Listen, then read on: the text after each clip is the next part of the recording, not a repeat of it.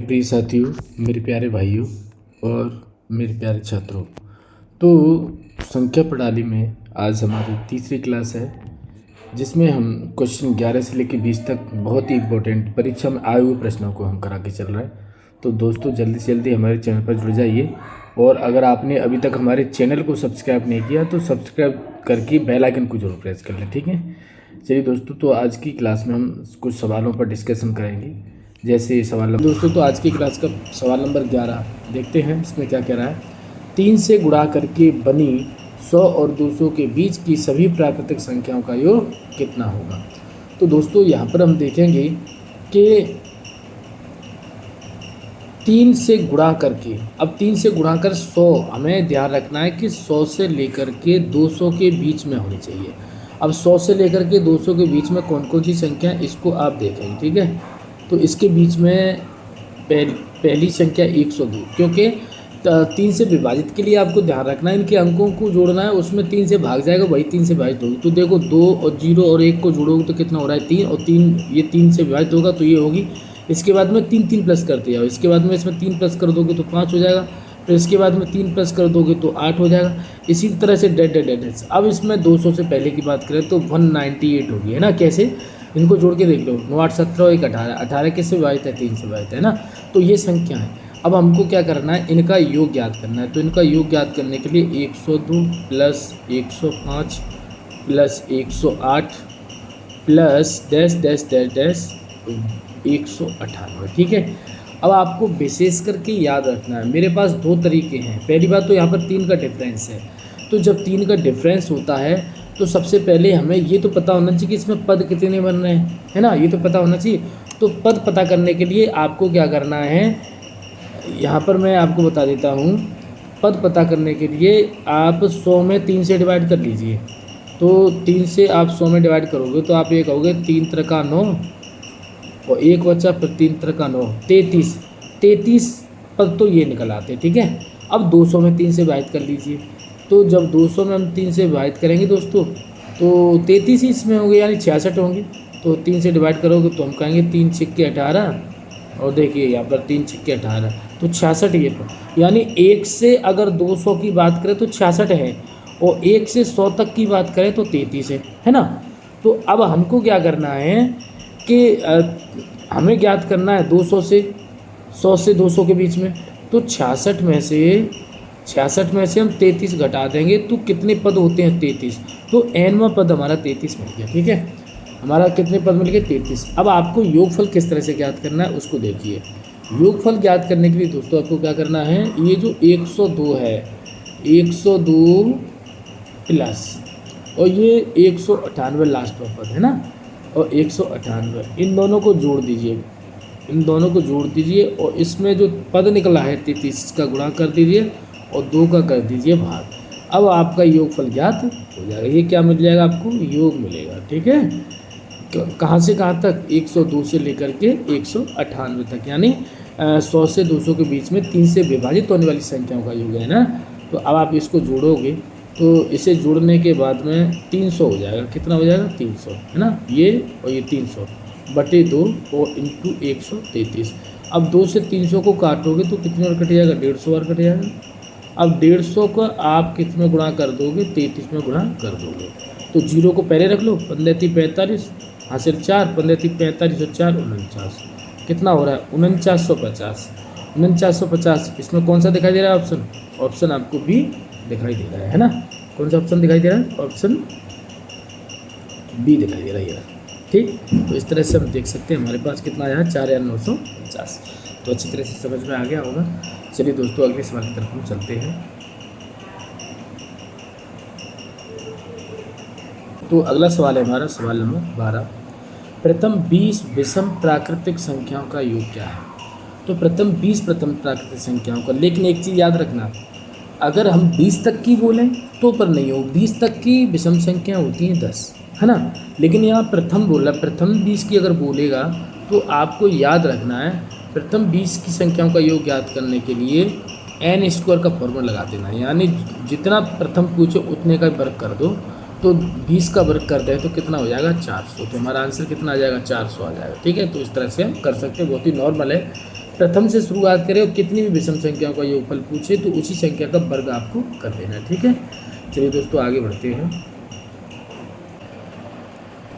सवाल है दोस्तों हमारा सवाल नंबर 13। इसमें क्या कह रहा है? सवाल नंबर 13 में कह रहा है दोस्तों 3 से विभाजित होने वाली 3 क्रमागत प्राकृतिक संख्याओं का योग 72 है, तो इनमें से सबसे बड़ी संख्या कौन सी है? तो 3 से विभाजित होने वाली 3 क्रमागत संख्या। ठीक है, क्या करना है? शॉर्टकट ट्रिक बता रहा हूँ। इस 72 में 3 से डिवाइड कर लीजिए। तो 3 से डिवाइड किया, 3 दूनी 6 और 3 चौक 12, 24 आ गया, बीच का 24 हो गया। तो ये भी 3 से विभाजित है। इसके बाद में 3 से विभाजित होने वाली कौन सी हो जाएगी? 27। और इससे पहले 3 से विभाजित करने वाली कौन सी हो जाएगी? 21। ये 3 क्रमागत संख्या होगी 3 से विभाजित होने वाली, है ना। अब आपको क्या याद रखना है? इसमें क्या पूछा है? इसमें कह रहा है कि सबसे बड़ी संख्या कौन सी हुई? तो सबसे बड़ी संख्या कौन सी हो जाएगी आपकी? 27। सबसे छोटी पूछता तो कौन सी होती? 21। लेकिन यहाँ पूछा गया सबसे बड़ी, तो हमारा ऑप्शन कौन सा हो जाएगा? ऑप्शन बी हो जाएगा। ठीक है, अच्छी तरह समझ में आ गया हुआ। चलिए दोस्तों आगे बढ़ते हैं। अगला क्वेश्चन हमारा क्वेश्चन नंबर 14। इसमें क्या कह रहा है इसको देखते हैं। 101 + 102 + 103 डैश डैश 200 तक का योग कितना होगा? तो देखिए ये बहुत ही आसान है। 2 तरीके हैं इसके। मैं आपको दोनों तरीके आप चाहो तो बता देता हूँ। तो पहली कंडीशन क्या है कि आपको 1 से 200 तक का योग ज्ञात करना है। 1 से लेके 200 तक का योग ज्ञात करना है। तो 200 के लिए आपको क्या करना है? 200 गुणा 201/2। अब यहाँ पर जैसे इसे काट दिया तो कितनी बार चला गया? 100 बार। अब इसका गुणा कर दोगे तो गुणा करने पर आएगा, तो 0 लगा देना पीछे, है ना। 101 का 201 का और 100 में गुणा करो तो ये आ जाएगा। अब आपको क्या याद करना? 1 से 100 तक और ज्ञात करना है। 1 से 100 तक ज्ञात करना है। ठीक है, 1 से 100 तक ज्ञात करने के लिए वैसे याद रख सकते हो 50-50 होता है, लेकिन फिर भी इसका 50 और इसका 50, 100 का आधा आधा कर दो तो ये 1 से 100 तक का योग। अब इन दोनों का अंतर कर दीजिए, क्योंकि हमें चाहिए 100 से लेकर के 200 के बीच, 101 से लेकर 200 के बीच चाहिए। तो 100 हमें इसमें 1 से 100 तक का योग क्या करना पड़ेगा? घटाना पड़ेगा। जैसे मैं बता देता हूँ, 1 + 2 + z + 100 + 101 + 102, है ना। 102 + z 200। तो अब हमें कितना ज्ञात करना है? हमें ज्ञात करना है दोस्तों यहाँ से लेकर के यहाँ तक ज्ञात। तो इतना जो मान है ये इसमें से घटाना पड़ेगा। और इसका मान कितना? ये। और 1 से लेकर 200 तक का मान कितना है ये? तो हम क्या करेंगे, ये 20,100 जो है इसमें से हम घटा देंगे 50-50। कितना घटा देंगे? 50-50। इसको आप घटा दें। ठीक है, तो घटा दो। तो इधर मैं घटा के आपको दिखा देता हूँ। इस तरह से आप घटा सकते हो। 50-50, 0, 10 में से 5 गया तो 5 बचा। अब यहाँ पर कितना बचा? 0 ही बचा। 10 बचा, 10 में से 0, है ना। अब यहाँ से यहाँ देखेंगे, यहाँ 10 में से 5 गया तो 5 बचा, यहाँ तो इतना आएगा 15,050। तो 15,050 आपको कौन सा ऑप्शन दिख रहा है? ऑप्शन सी दिखाई दे रहा है। ठीक है, तो ये ऑप्शन आपका हो जाएगा। अच्छी तरह से समझ में आ गया तो हम कह सकते हैं 15,050 हमारा आंसर है। ठीक है, चलिए दोस्तों आगे बढ़ते हैं। अगला सवाल है हमारा नंबर 15 में कह रहा है 9 + 16 + 25 + 36 + z 100 के जोड़ का मान कितना होगा? तो हमें दे रखा है 9 + 16 + 25 + z 100। इसका योग का मान कितना है? तो देखिए इसको हम 3 का वर्ग कर सकते हैं, इसको हम 4 का वर्ग कर सकते हैं, इसको हम 5 का वर्ग कर सकते हैं, इसी तरह से इसके हम 10 का वर्ग कर सकते हैं। ठीक, अब एक चीज़ मैं आपको बता रहा हूँ, 1 का वर्ग + 2 का वर्ग + 3 का वर्ग + 10 तक के वर्ग का योग ज्ञात करना बता देता हूँ। तो इसका योग ज्ञात करने के लिए 10 × 11 × इन दोनों को जोड़ दीजिए तो 21/6। इस तरह से इसका योग ज्ञात करें। 1 से लेकर 10 तक का योग ज्ञात हो जाएगा।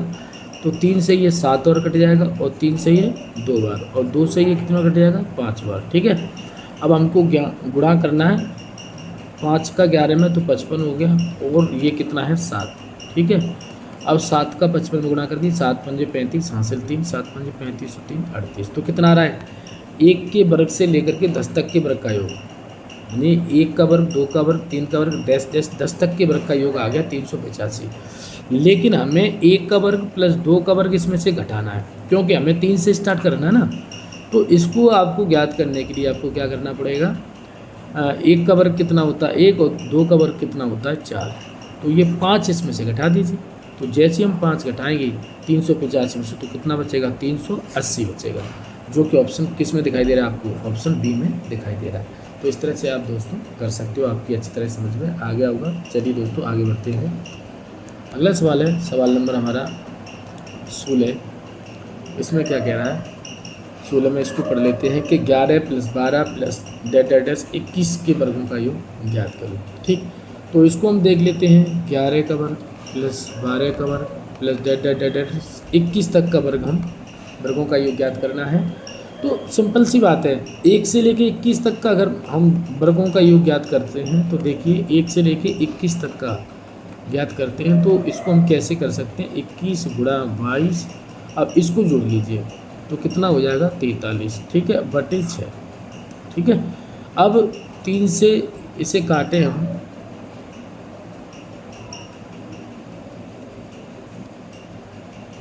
इसे 3 से काटें तो 3 से कट जाएगा 7 बार, और 3 से ये 2 बार, और 2 से ये कट जाएगा 11 बार। अब आपको जो गुणा करना है वो गुणा करना है, 7 का 11 में गुणा किया तो 77 हो गया।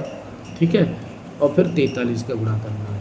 ठीक, अब इसका गुणा यहाँ पर कर सकते हो। तो 77 का 43 में आपने गुणा किया तो हम कहेंगे 3 7 21 हासिल 2, 7 21 और 2 23। ठीक, यहाँ पर कट लगाइए, 4 7 28 हासिल 2 और 4 6 28 और 2 30।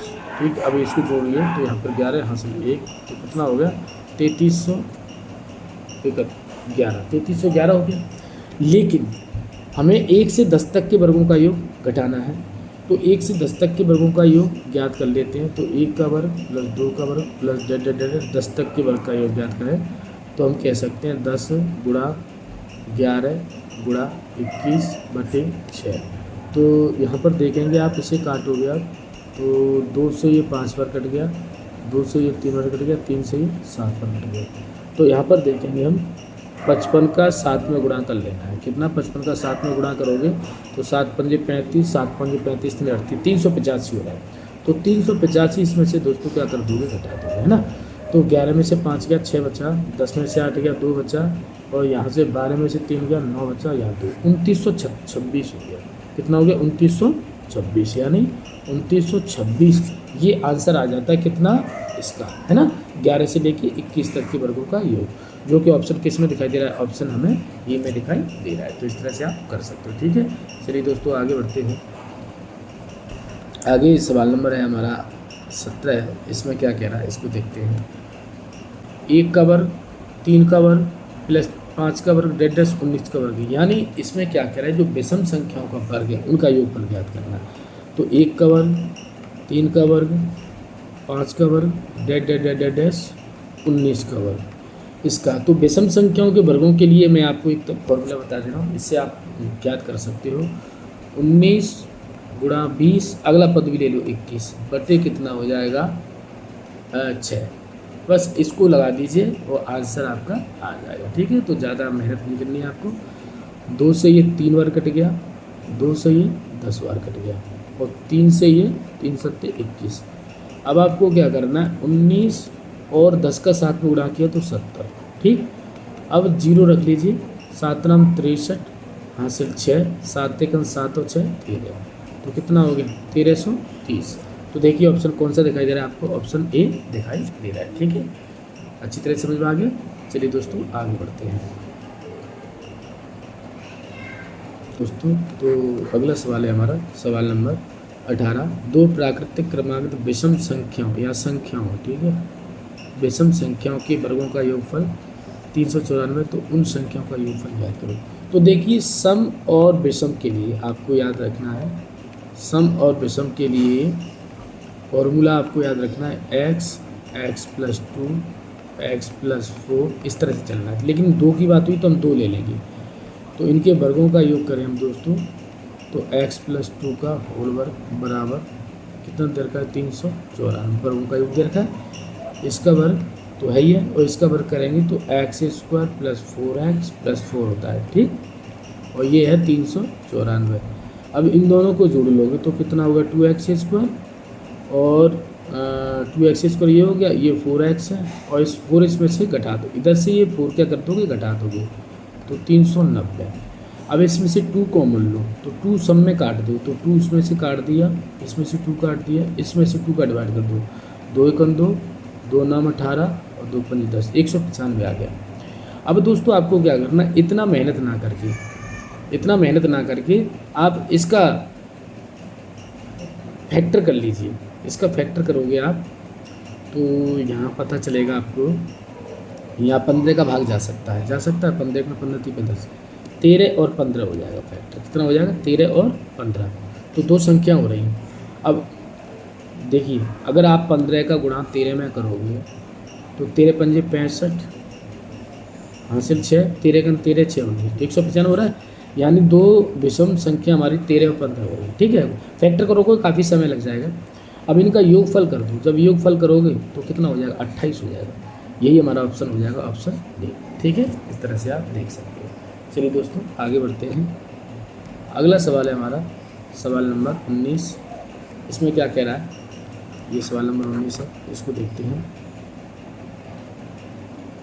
इसमें कह रहा है 1 का क्यूब प्लस 2 का क्यूब प्लस 3 का क्यूब प्लस 4 क्यूब प्लस 10 का क्यूब ज्ञात करना है। तो हमें 1 से लेकर 10 तक के घनों का योग ज्ञात करना है। 1 का क्यूब प्लस 2 का क्यूब प्लस 10 तक का क्यूब हमें ज्ञात करना है।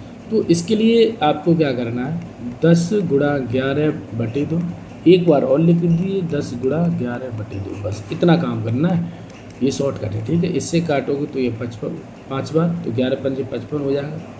ऐसे इसे काटोगे तो 5 बार, ये भी 11 पंजे 55 हो जाएगा, ठीक है।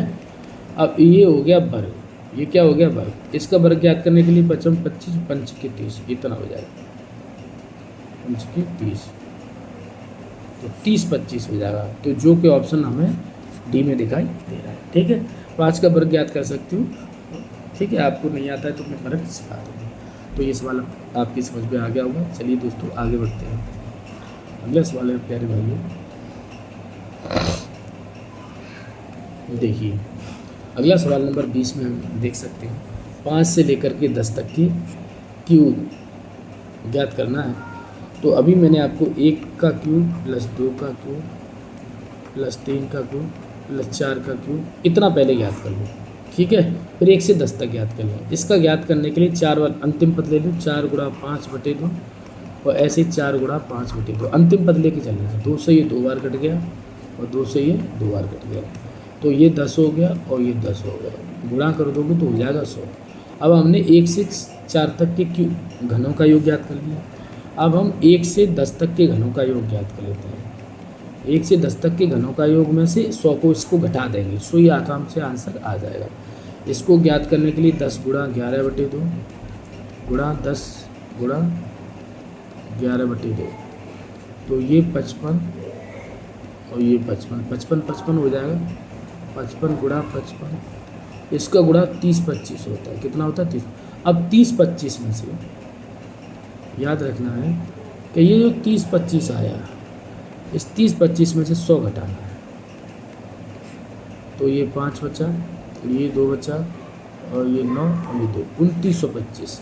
कितना 2925, तो 2925 बचा, जो कि यहाँ पर आपको ऑप्शन डी दिखाई दे रहा है 2925, ठीक है। तो इस तरह से आप कर सकते हो। चलिए दोस्तों आगे बढ़ते हैं।